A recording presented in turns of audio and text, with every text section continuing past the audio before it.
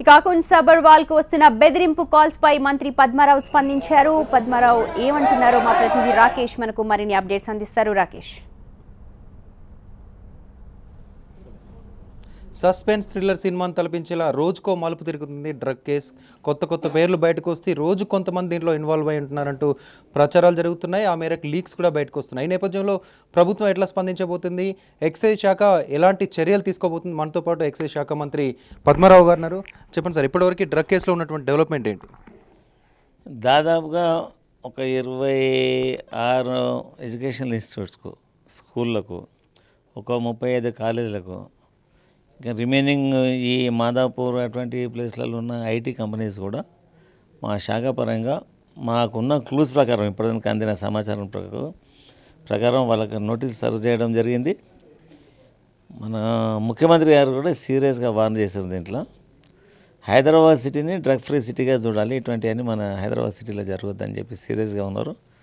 ఆ రేంజ్లోనే ఈ వర్క్ నడుస్తూ ఉంది. పూర్తిగా కేసు అంతా సినిమా ఇండస్ట్రీ చుట్టూ జరుగుతుంది. సినిమా ఇండస్ట్రీకి సంబంధించి ఇప్పటికే కొంతమంది నోటీసులు ఇచ్చారు.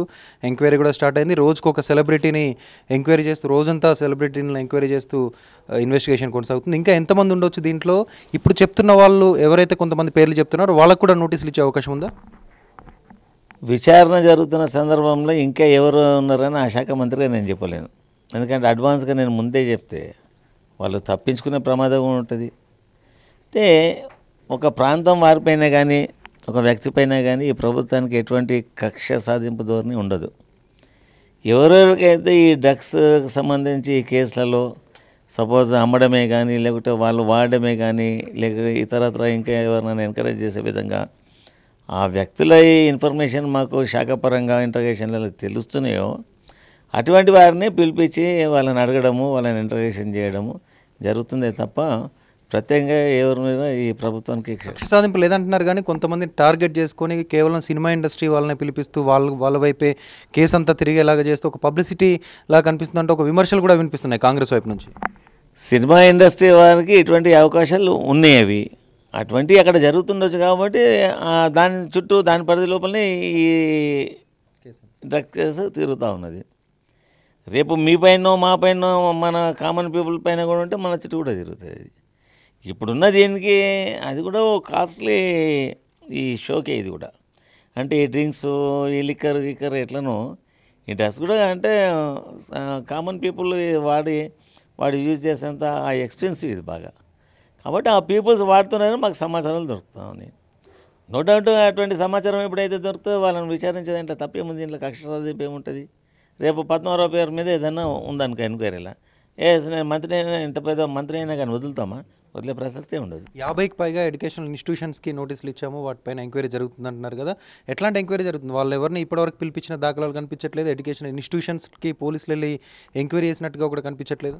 నోటీసులు సర్వ్ చేయడం అంటే ప్రారంభమైంది ఇక్కడ. ఏ ఇన్స్టిట్యూట్స్ అయితే పిల్లలు ఇటువంటి హ్యాబిట్స్కు ఇది చేస్తుండ్రో తల్లిదండ్రుల తర్వాత ఆ ఇన్స్టిట్యూట్, ఆ టీచర్సే కానీ, ఆ ప్రిన్సిపల్సే కానీ, ఆ ప్రొఫెసర్స్ కానీ వాళ్ళ బాధ్యత ఉంటుంది. అది ఉన్నప్పుడు ఈ స్టూడెంట్సే కానీ వీళ్ళ యాక్టివిటీస్ ఏంది, అసలు మన కాలేజ్ ప్రాంగణంలో ఏం జరుగుతుంది, కొద్దిగా గొప్ప వాళ్ళపైన కూడా గురుతరమైన బాధ్యత ఉంటుంది. ఆ ఇన్స్టిట్యూట్స్ చేయకపోగా మళ్ళీ ఈ పిల్లలంతా ప్రత్యేకంగా ఇప్పుడు జంటనగర్లో కొన్ని వేల ఎడ్యుకేషన్ ఇన్స్టిట్యూట్స్, కేవలం ఒక 26 ఇన్స్టిట్యూట్స్, ఒక 27 కాలేజెస్కు వాళ్ళకి నోటీసులు ఇచ్చినాం. మాకు ప్రస్తుతానికి ఉన్న సమాచారం ప్రకారం ఈ కాలేజీలలో ఇతరత్ర ఎవరో వచ్చేసి అక్కడ డ్రగ్స్ కూడా సేల్ చేసి ఆ టైంకి ఆ పిల్లలకు, స్టూడెంట్స్కి ఏదో అమ్మేసిపోతూ ఉంటారని మేనేజ్మెంట్ ఏం చేస్తుంది? వాళ్ళు కూడా గురుతరమైన బాధ్యత ఉంది కదా, వాళ్ళు కూడా దీన్ని బాగా సీరియస్ తీసుకోవాలి కదా అని చెప్పేసి వాళ్ళకి నోటీసులు ఇవ్వడం జరిగింది. విద్యా సంస్థల యాజమాన్యాలన్నింటినీ పిలిపించే అవకాశం ఉందా? ఖచ్చితంగా అవసరం ఉంటే పిలిపిస్తాం. ఎందుకు పిలిపాం? ఇది రాష్ట్ర భవిష్యత్తు, రేపు దేశ భవిష్యత్తు. ఆ పిల్లలు, ఆ స్టూడెంట్స్, వాళ్ళకి ఏదైనా అన్యాయం జరుగుతుంటే ఈ రాష్ట్ర ప్రభుత్వం చూస్తూ కూర్చోదు కదా. డెఫినెట్లీ అలా 100% పిలిపిస్తాము, వాళ్ళకి చెప్తాము. ఒకవేళ కాదు కూడా అని చెప్పిన తర్వాత అటువంటి ఇన్స్టిట్యూట్స్ గిట్ట ఇది నిరంతరంగా ఈ ప్రక్రియ ఎట్లా నడుస్తుందంటే రేపు సీరియస్గా యాక్టివిటీస్ కూడా ఉంటాయి. అయితే మీ సహచర మంత్రి కడియం శ్రీహరి గారు చెప్పారు విద్యాశాఖలో ఉన్నటువంటి ఏదైతే స్కూల్స్ పైన నోటీసులు ఇచ్చారో ఆ స్కూల్స్కి సంబంధించి ప్రతిష్ట పోయేలాగా విద్యార్థుల తల్లిదండ్రులు ఆందోళన చెందుతున్నారు. ఈ విషయంలో కాస్త ఆచితూచి వ్యవహరించాల్సిన అవసరం ఉంది. అనవసరంగా ముందస్తుగానే ఈ పేర్లన్నీ బయటపడడం, కొన్ని స్కూళ్ళ పేర్లు లీక్ ఇవ్వడం, ఇవన్నీ కూడా తల్లిదండ్రులు ఆందోళనకు గురవుతున్నారు అనేది ఆయన చెప్తా ఉన్నారు. మంత్రిగా, విద్యాశాఖ మంత్రిగా ఆయన పైన బాధ్యత ఉన్నది. ఆయన శాఖకు సంబంధించి ఆ పేరెంట్సే కానీ ఆ ఎడ్యుకేషన్ ఇన్స్టిట్యూట్సే కానీ ఈ సమాజంలో బ్లేమ్ అయ్యే అవకాశాలు కూడా ఉంటాయి.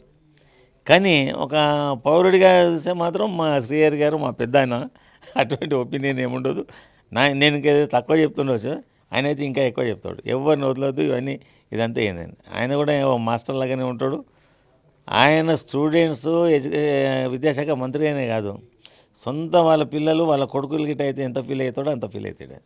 నాకు ఒక పాంది అలవాటు ఉంది. ఆయన ఉన్నప్పుడు నాకు శ్రీనివాస్ యాదవ్కి ఇద్దరుకుంది. మాకు హైదరాబాద్లో ఇరానీ టీ తాగడం, సరదాకిల్లి తినడం అలవాటుగా మారింది. మాకున్న చెడు అలవాటు అది. మా ఎంబడే తల్లుతూ ఉంటాడు. ఏం చండాలమైన అలవాటు చేసుకున్నాడు. ఓసారి మా పాకెట్లకి చేయబెట్టి తీసి అవతలకి వేస్తుంటాడు. అటువంటి వ్యక్తి వాళ్ళ స్టూడెంట్స్కి కానీ వాళ్ళ ఇన్స్టిట్యూట్లో కానీ ఏదైనా డ్రగ్స్ ఇవన్నీ నడుస్తూ ఉన్నాయి, ఆ స్టూడెంట్స్ అవన్నీ వాడుతూ ఉన్నారు అంటే ఎట్టి పరిస్థితి కడియం గారు ఆయన ఊరుకునే ప్రసక్తి లేదు.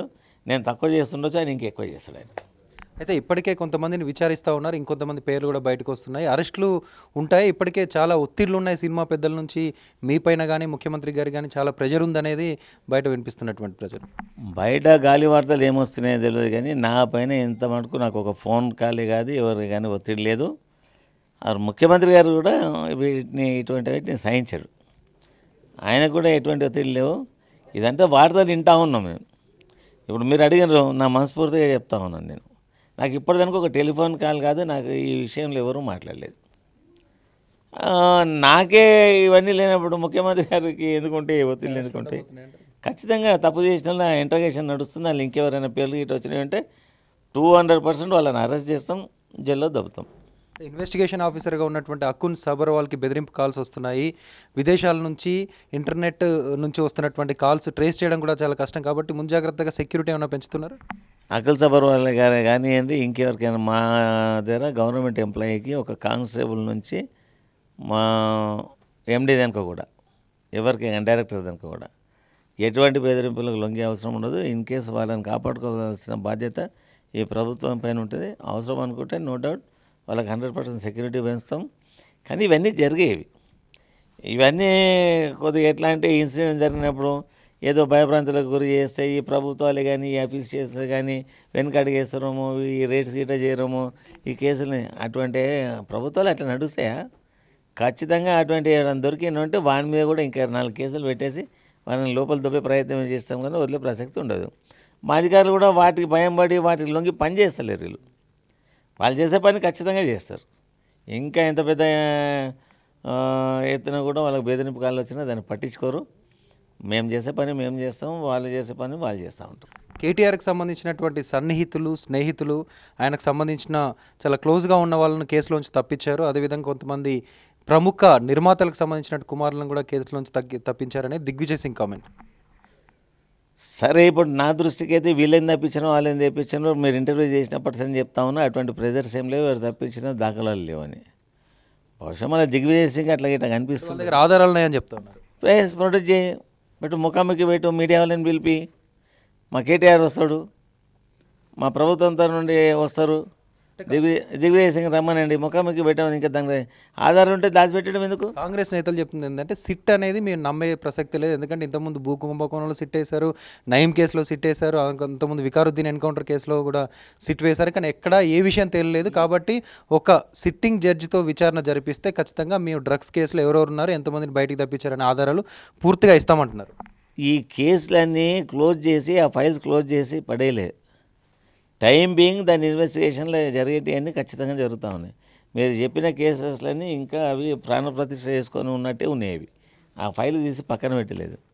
సరే, కొద్దిమంది ఏదైనా అనుమానంగా వాళ్ళకు ఈ కేసు సపోర్ట్ లేదు, మళ్ళీ ఉన్నదా లేదా అని వాళ్ళు అనుమానం పడుతున్నారు. కానీ రాబోయే రోజులలో ఇవన్నీ చూస్తారు. ఈ డ్రగ్స్ కేసు మాత్రం ఎట్టి పరిస్థితుల్లో ఎవరిని ఎక్స్క్యూజ్ చేసే పరిస్థితి లేదు. దీంట్లో ఇన్వాల్వ్ ఉన్న వాళ్ళందరినీ అక్కడ చూడండి, ఒక మెటీరియల్ వస్తూనే ఉంది ఆల్రెడీ. ఉన్న వాళ్ళందరినీ మాత్రం చట్టానికి వ్యతిరేకంగా చేసే వాళ్ళని ఎవరిని క్షమించే వదిలేసే ప్రసక్తే ఉండదు. మీరు చెప్తున్న ప్రకారమే 26 స్కూల్స్కి అదేవిధంగా ఒక 36 కాలేజీలకి నోటీసులు ఇచ్చామంటున్నారు. పబ్బులు, క్లబ్లు అనేక చోట్ల ఈ డ్రగ్ దందా నడుస్తుందని చెప్తా ఉన్నారు. మెయిన్గా ఇప్పుడు మీ ఇన్వెస్టిగేషన్ ఆఫీసర్స్ కానీ ప్రభుత్వం చెప్తున్న ప్రకారం క్లబ్స్, పబ్సే వీటికి అడ్డాలుగా మారిపోయినాయి. కానీ హైదరాబాద్ సిటీలో ఈరోజు కూడా ఈరోజు సాటర్డే, రేపు సండే, ఈ వీకెండ్స్ కూడా తెల్లారి 4 గంటల వరకు క్లోజ్ అయిన పబ్ అంటూ ఉండదు. 4 గంటల దాకా పబ్స్ నడిపోయి 12 గంటల దాకా ఆ పబ్స్కు టైం ఉన్నది. 2 గంటలు ఆ స్థానిక దీని మీద డిపెండ్ అయ్యి ఎక్కువ నడుస్తుండొచ్చు. గతంలో ఈ డ్రగ్ కేసు ఎప్పుడైతే బయటపడిందో అప్పుడు కానీ జనరల్గా చెప్పాలంటే ఒక బార్ ఉంటుంది. ఆ బార్లో లిక్కరే అమ్ముతారని అనుకుంటారు తప్ప దాంట్లో ఇంకేదో ఆ సిగరెట్స్లలో ఇంకా ఉక్కాలలో దీంట్లో పెట్టి డ్రగ్స్ పోసి అమ్ముతారని ఎవరు ఊహించరు. మీరు కూడా మాతో సమానంగా పౌరులే కదా. ఇది వెలుగు చూసిన తర్వాత కానీ మనకి ఇట్లా జరుగుతుందని తెలియలేదు. ఎప్పుడైతే వెలుగు చూసిందో దాన్ని అంత ఈజీగా తీసుకునే ప్రసక్తి ఉండదు. ఈ కేసులో గతంలో అవి ఇవన్నీ కొన్ని కేసెస్ మీరు చెప్పారు. ఆ కేసెస్ కూడా క్లోజ్ కాలేదు, అవి ఉన్నాయి. అంటే ఎస్పెషల్ పబ్స్కి సంబంధించి ఎక్కడ కూడా తెల్లారి ఉదయం 4 గంటలకి 5 గంటలకి యాక్సిడెంట్లు అవుతున్న చాలా కేసుల్లో కూడా పబ్కి వెళ్ళి వచ్చినటువంటి యూతే ఉంటున్నారు. బ్రదర్ ఇక్కడ ఏంటండి, లిక్కర్ దేశంలోనే కానీ రాష్ట్రంలో కానీ లిక్కర్ ఉంటుంది, నిషాకు సంబంధించినవి ఉంటాయి. దాన్ని ఏ రేంజ్లో వాడాలి, వాడకదారిపైనే డిపెండ్ అయి ఉంటుంది తప్ప నువ్వు 2 పెగ్గులు తీసుకొని ఇంట్లో పోయి వాడుకున్న వాళ్ళు కొన్ని లక్షల మంది ఉన్నారు. వాళ్ళు రోడ్ల మీద రావడం లేదు కదా. నీకు మదమెక్కినట్టు నువ్వు బాటలు పీల్చేసి రోడ్డు మీద యాక్సిడెంట్ చేసుకొని తెస్తే దానికి లిక్కర్ కంపెనీలే కానీ లేకుంటే ప్రభుత్వాలే కానీ దానికి ఏదైనా బాధ్యత వహిస్తే అరే ఇప్పుడు అది నడవకుంటే ఇప్పుడు జనరల్గా 10:30, 11 o'clock మా వైన్ షాప్స్ అన్ని క్లోజ్ అవుతాయి. వాడు 10 o'clock వైన్ షాప్ క్లోజ్ అవుతాయంటే వాడు 8 o'clock ఓ బాటిల్ తీసుకుపోయి పెట్టుకునేవాడు. తాగేవాడిని మాత్రం ఈ కంట్రీలో ఈ రాష్ట్రం లోపల దానికి మేమేం చేయలేం కదా. అది తాగేవాడు ఎట్లయినా తాగుతూనే ఉంటాడు. యాక్సిడెంట్స్ అయితే ఏదో ఒక ఇష్యూ జరిగినప్పుడు ఏమైతే అంటే అరే డ్రింక్స్ దిక్కరే ఇవన్నీ జరుగుతూనే ఉంటారు. అంటే అనుకోకుండా చాలా రకాలుగా మరణాలు జరుగుతూ ఉంటాయి. అందులో ఇది కూడా పాయింట్ ఆఫ్ ఇది కూడా కావచ్చు, తాగి చనిపోయే యాక్సిడెంట్స్ అయిన సందర్భాలు కూడా ఉన్నాయి, లేవని కాదు. కంట్రోల్ చేసే ఏ దీనికే కానీ ఎటువంటి ఇబ్బంది ఉండదు. మనం భోజనం చేస్తాము, టేస్ట్గా ఉందని రోజు ఎంత తినాలో ఒక బుక్క 2 బుక్కలు ఎక్కువ తింటే ఏం కాదు. లేదా ఆస్తిపడి మనం తిన్నామనుకో డైజెస్ట్ కాదు, మళ్ళీ డాక్టర్ దగ్గర పరిగెత్తవలసి వస్తుంది ఒక భోజనం చేస్తేనే. అటువంటిప్పుడు ఈ డ్రింక్స్ కూడా ఎక్కువ తక్కువ తాగి డ్రగ్స్ ఎక్కువ తీసుకొని చేస్తే వాడు ఏం చేస్తుండో వాడికే తెలియని పరిస్థితి ఉంటుంది. అటువంటి సందర్భంలో యాక్సిడెంట్ కావచ్చు, ఇతరులకు ప్రాణాన్ని కలగవచ్చు, లేకపోతే వాడే చావచ్చు. అందుగురించే ప్రతి ఒక్క కుటుంబంలో వాళ్ళ పేరెంట్స్ బాధ్యత ముందు ఉండాలని చెప్తా ఉన్నా నేను.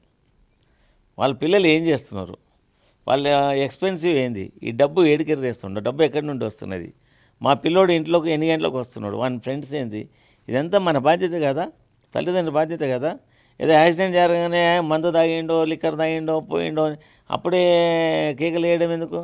నీ పిల్లోడు ఆ డే కానీ నైట్ డే కానీ ఎన్నింటికి వస్తుండో, ఇంట్లో ఎన్నింటికి ఉంటున్నాడు, వాని ఖర్చులు ఎంత, వాడు ఏడ కూర్చుంటుండో, మంచిగా ఉంటుండా, తాగుతుండా, తింటుండా, పండుకుంటుండా అని నీ వాచ్ గిట్ట ఒకవేళ కరెక్ట్ ఉంటే ఆ పిల్లోడు రాత్రి 1 గంటకు ఈ పబ్బులల్లో ఈ బార్లలో కనిపించి యాక్సిడెంట్ చేసే స్థాయికి ఎందుకు వస్తాడు? మీకు ఆ పద్ధతి లేదా? వాడు ఎప్పుడు వస్తుండో మీకే తెలియదు, అది వాడు ఎప్పుడు పోతుండో తెలియదు. వానికి ఒక కారు ఇచ్చేసరి, ఆయనకి పుష్టిగా డబ్బులు ఇచ్చిరి పాకెట్ నిండా, వాడు ఏం చేస్తుండో వాని మీద వాచ్ లేదు, వాడు తాగుతాడు, రేపు వాడు చేస్తాడో లేకపోతే ఇంకోరిని తాగుతాడు. చివరిగా చెప్పండి, ఈ కేసులో 2 హీరోయిన్ చార్మి అదేవిధంగా డాన్సర్ ముమైత్ ఖాన్ కూడా ఉన్నారు. 2 మహిళలు కాబట్టి వాళ్ళని ఇక్కడికే పిలిపించి విచారిస్తారా, లేకపోతే వాళ్ళన్నటువంటి ప్లేస్లోకే ఎక్సైజ్ అధికారులు వెళ్ళి విచారిస్తారా? అనుకొని ఒకవేళ ఎవరినే కానీ, అంటే పేర్లు నాకు అనవసరమైన ఇష్యూ, వాళ్ళు ఎవరైనా ఉండొచ్చు, లేడీస్ ఉండొచ్చు, జెంట్స్ ఉండొచ్చు. లేడీస్ ఉంటే వాళ్ళ ఫ్యామిలీ వాళ్ళను ఓ లేడీ అడ్వకేట్ను అవసరం పడుతుంది, ఇంకా లేడీ పోలీస్ ఆఫీసర్ పిలిపించేసి అవసరం అనుకుంటే మా శాఖకే పిలిపిస్తారు, విచారణ చేస్తారు. లేకపోతే పోలీస్ డిపార్ట్మెంట్ ఉంది, దీనిలో ఉమ్మడిగా పనిచేస్తూ ఉంటారు, వాళ్ళ సహాయం తీసుకుంటారు, అని పిలిపిస్తారు, విచారణ జరిపిస్తారు. ఆ లేడీస్ అయినంత మాత్రం ఇప్పుడు మనమంతా రాక్షసులమా? డిపార్ట్మెంట్ అంతా ఇంకేదో లేడీస్ అయితే వాళ్ళకి ఏదైనా ఆపదను ఇబ్బంది ఉంటుందా? ఆ లేడీస్ అఫీషియల్స్ కూడా ఉంటారు కదా మా దాంట్లో. ఎక్సైజ్ డిపార్ట్మెంట్లో లేడీస్ కూడా ఉన్నారు, వాళ్ళని కూడా పెడతాం ఇంటర్గేషన్ ఈ చేసి. స్థాయిలో డ్రగ్స్ ఆల్రెడీ వ్యాపించాయి కాబట్టి ప్రత్యేకంగా డ్రగ్స్ కోసం తెలంగాణ పోలీస్ కానీ ఎక్సైజ్ శాఖ నుంచి కానీ ఒక ప్రత్యేకమైన వింగ్ ఏర్పాటు చేస్తున్నట్టుగా సమాచారం ఉంది. ఎప్పుడు ఖచ్చితంగా ఇప్పుడు చేసే పనే కాకుండా ఇప్పుడు చేస్తే కూడా ఇప్పుడు ఇటువంటి విషయాలు సంభవించినాయి, ఈ కేసు ఇట్లా అయిందని ఉంటుంది. పటిష్టంగా వ్యూహం రూపొందిస్తా ఉన్నాం. మెయిన్గా ముఖ్యమంత్రి గారు దీని మీద బాగా సీరియస్గా ఉన్నారు. ఇటువంటి కార్యకలాపాలు జరుగుతున్న ఎవరినే కానీ, ఎటువంటి పబ్సే కానీ, బార్లే కానీ, ఎంతటి పెద్ద వ్యక్తులైనా కానీ వదిలే ప్రసక్తి లేదని చెప్పారు. ఇప్పుడు ఒకటి ఇష్యూ వెలుగు చూసింది. దీన్ని పటిష్టంగా దీని గురించి హైదరాబాద్ సిటీలో మళ్ళీ ఇటువంటి అవకాశాలు రాకుండా మా వంతు ప్రభుత్వం వంతు ప్రయత్నాలు సీరియస్గా చేస్తాం. Thank you sir. ఇది ఎక్సైజ్ శాఖ పైన కానీ, ముఖ్యమంత్రి పైన కానీ, మంత్రిగా నా పైన కానీ ఎలాంటి ఒత్తిడి లేవు, ఎవరిని వదిలిపెట్టేటువంటి సమస్య లేదు. అందరినీ ఎవరెవరైతే దీంట్లో నిందితున్నారో అందరినీ విచారిస్తాం. ఏదైతే ఎడ్యుకేషనల్ ఇన్స్టిట్యూషన్స్ ఉన్నాయో వాటిల్లో కూడా చర్యలు తీసుకుంటామంటున్నారు. ఎస్పెషల్లీ పబ్స్కి సంబంధించి సమయం దాటి పబ్స్ నడిపిస్తే చర్యలు తప్పు అంటున్నారు ఎక్సైజ్ శాఖ మంత్రి పద్మనాభ్.